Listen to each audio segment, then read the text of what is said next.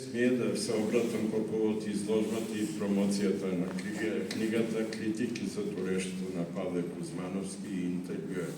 Воедно се приклучувам кон честитките за празникот 80 години од ослободувањето на Тетово. Овие денови сите градови во Македонија го празнуваат ослободувањето и добро е што тоа се празнува со една културна содржина, така да идејата на Гоце Делчев дека го разбирам светот како културен надпревар меѓу народите, фактички се рефлектира со вакви културни настани. Павле Кузмановски е присутен со своето творештво на македонската, но и на меѓународната ликовна сцена, речиси 6 децении. През некоја година ќе се напомнат 6 децении, но каде и да изложувал, секогаш своето творештво одново го представувал во Тетово. Тој е судбински врзан за својот град, кон кој има посебен однос, а Шар планина представува и ликови мотив во многу од неговите слики. Затоа слободно можам да кажам дека вечерашно отварање на изложбата и промоцијата на Павле Кузмановски фактички е на еден тетоец. За изложбата од неговиот голем опус, во оваа прилика тој се одлучи да се представи со циклусот Сведоци, прикажани во повеќе ликовни техники. Цртежот е основа на целокупното негово творештво.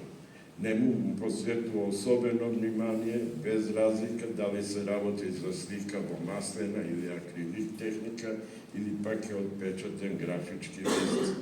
Сведоците се омилен мотив во сликарството на Кузмановски и тој циклусно постојано се навраќа на нив. Ликовите на сведоците не се измислени.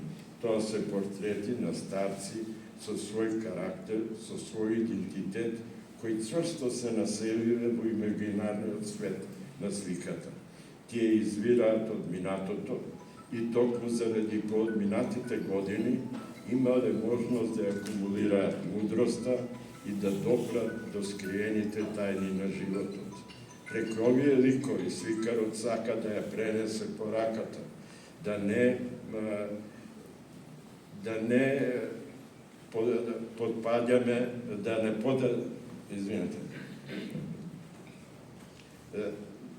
преку овие лик сака да ја пренесе пораката, да не потикне на размислување, да не опомене, затоа што и денес драмата се случува тука околу нас, а не во некоја земја, во некој празен меѓупростор.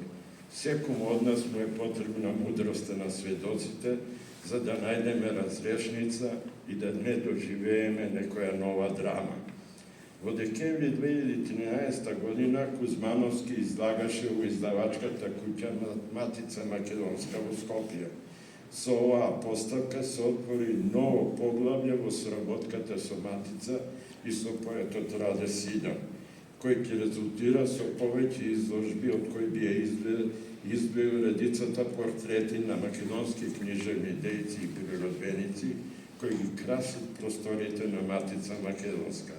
Прокрај издавачкиот опус на оваа наша реномирана издавачка куќа, беа отпечатени и монографии врзани за тематски целини од творештвото на Кузманов, цртежи, портрети и урбани пейсажи. Книгата која вечерва ја промовираме раскажува за творечкиот пат на Павле Кузмановски преку написи и критики од негови современици и интервјуа дадени по повод разни пригоди од значени познавачи на ликовната уметност. Во текстовите за Павле би сакал за оваа прилика да ги извојам критиките на Борис Петковски, Харалампие Поленаковиќ, Владо Урошевиќ, Клод Робеар, Паскал Гивески, Златко Теодосиевски, Ефтим Плетников, Маја Чанкуловска, Ѓорѓе Филипов, вкупно 28 ликовни критичари со 44 своји видувања.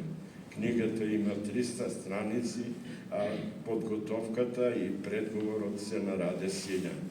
Ova knjigla немаше да има можност да ја види светлината на денот, ако Павле Кузманевски грижливо не водел една ретко извонредна подредена сликарска документација за своето творештво. Дозволете ми на крајот да завршам со една строфа од песната Портрет на сликарот Раде Силјан, а посветена на творештвото на Павле Кузмановски.